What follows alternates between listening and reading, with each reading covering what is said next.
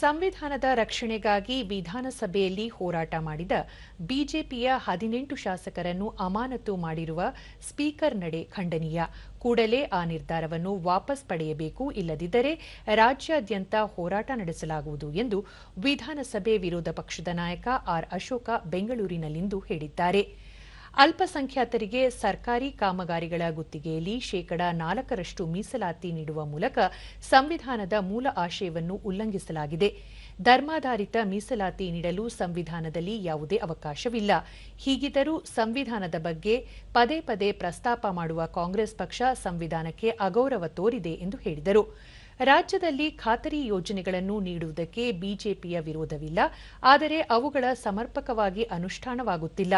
ಕರ್ನಾಟಕ ಲೋಕಸೇವಾ ಆಯೋಗದಲ್ಲಿ ಕನ್ನಡ ವಿದ್ಯಾರ್ಥಿಗಳ ಪರ ಸದನದಲ್ಲಿ ಬಿಜೆಪಿ ಹೋರಾಟ ಮಾಡಿದ ಫಲವಾಗಿ ಲೋಕಸೇವಾ ಆಯೋಗದ ಸುಧಾರಣೆಗೆ ವಿಧೇಯಕವನ್ನು ತರಲಾಗಿದೆ ಎಂದು ಅವರು ತಿಳಿಸಿದರು. ಪರಿಶಿಷ್ಟ ಸಮುದಾಯಕ್ಕೆ ಮೀಸಲಿಟ್ಟ ಎಸ್ಸಿಪಿ ಟಿಎಸ್ಪಿ ಹಣವನ್ನು ದುರುಪಯೋಗಪಡಿಸಿಕೊಳ್ಳಲಾಗಿದೆ. ರಾಜ್ಯದಲ್ಲಿ ಕಳಪೆ ಔಷಧಿಗಳ ಸೇವನೆಯಿಂದ ಬಾಣಂತಿಯರ ಸಾವು ಸಂಭವಿಸುತ್ತಿದ್ದರೂ ಅದರ ತಡೆಗೆ ಯಾವುದೇ ಕ್ರಮ ಕೈಗೊಂಡಿಲ್ಲ. ಮಧುಬಲೆ ವಿಷಯದಲ್ಲಿ ಸರ್ಕಾರ ಸೂಕ್ತ ಕ್ರಮ ಕೈಗೊಳ್ಳಲು ವಿಫಲವಾಗಿದೆ. ಇತ್ತೀಚೆಗೆ ನಡೆದ ವಿಧಾನಮಂಡಲದ ಕಲಾಪ ಕಾಂಗ್ರೆಸ್ ಪಕ್ಷದ ಒಳಜಗಳದ ಜ್ವಾಲಾಮುಖಿಯೇ ಸ್ಫೋಟಕ್ಕೆ ನಿರ್ದೇಶನವೇ ಹೊರತು ಅಭಿವೃದ್ಧಿಯ ವಿಷಯಗಳ ಕುರಿತು ಚರ್ಚೆಯಾಗಿಲ್ಲ. ಸರ್ಕಾರ ಇನ್ನು ಟೇಕ್ ಆಫ್ ಆಗಿಲ್ಲ ಎಂದು ಅವರು ತಿಳಿಸಿದರು.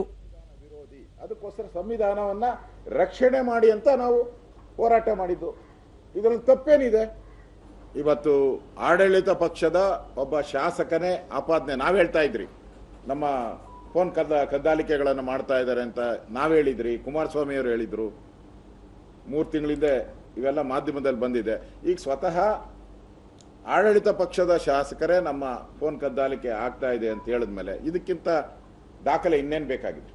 ಕಾಂಗ್ರೆಸ್ಸಿನ ಗುಂಪುಗಾರಿಕೆ, ಈ ರಾಜಣ್ಣವರ ಹನಿ ಟ್ರ್ಯಾಪ್ ಏನಾಗಿದೆ ಹೇಳಿಕೆಯಿಂದ ಇಡೀ ರಾಜ್ಯದಲ್ಲಿ ಪೂರ್ತಿನೂ ಕೂಡ ಒಂದು ರೀತಿ ಕಳೆದ 3-4 ದಿನದಿಂದ ಬೇರೆ ಯಾವುದೇ ನ್ಯೂಸ್ ಇಲ್ಲ, ಇದೇ ನ್ಯೂಸ್.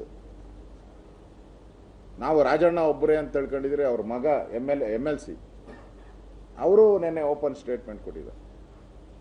ನಾನು ಕಂಪ್ಲೇಂಟ್ ಕೊಡ್ತೀನಿ, DG ನಾವು ಮುಖ್ಯಮಂತ್ರಿಗೆ ಹೋಗಿ ನಾವು ಮುಖ್ಯಮಂತ್ರಿ ಅನುಮತಿ ತಗೊಂಡು ಬಂದ್ರಿ ಅಂತ. ಅಂದ್ರೆ ಇದ್ರ ಸೂತ್ರದ ಎಲ್ಲರೂ ಹೇಳ್ತಾ ಇದ್ರಲ್ಲ, ಸೂತ್ರಧಾರ ಎಲ್ಲಿದ್ದಾರೆ ಅಂತ ಗೊತ್ತಾಯ್ತಲ್ಲ ರಾಜ್ಯದ ಜನತೆಗೆ.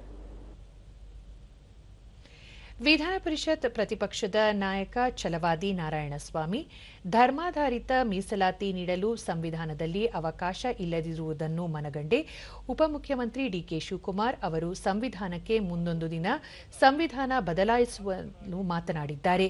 ಈ ಹಿನ್ನೆಲೆಯಲ್ಲಿ ಡಿಕೆ ಶಿವಕುಮಾರ್ ವಿರುದ್ಧ ಕಾಂಗ್ರೆಸ್ ಪಕ್ಷ ಅಗತ್ಯ ಕ್ರಮ ಕೈಗೊಳ್ಳಬೇಕು ಎಂದು ಹೇಳಿದರು. ವಿಧಾನ ಪರಿಷತ್ನಲ್ಲಿನ ಇತ್ತೀಚಿನ ಬೆಳವಣಿಗೆಗಳ ಬಗ್ಗೆ ವಿಧಾನ ಪರಿಷತ್ ಸಭಾಪತಿ ಬಸವರಾಜ ಹೊರಟ್ಟಿಯವರು ಅಸಮಾಧಾನಗೊಂಡಿದ್ದಾರೆ. ತಾವು ಅವರೊಂದಿಗೆ ಮಾತನಾಡಿದಾಗಲೂ ಇದೇ ವಿಷಯ ಪ್ರಸ್ತಾಪಿಸಿದ್ದಾರೆ ಎಂದು ತಿಳಿಸಿದರು.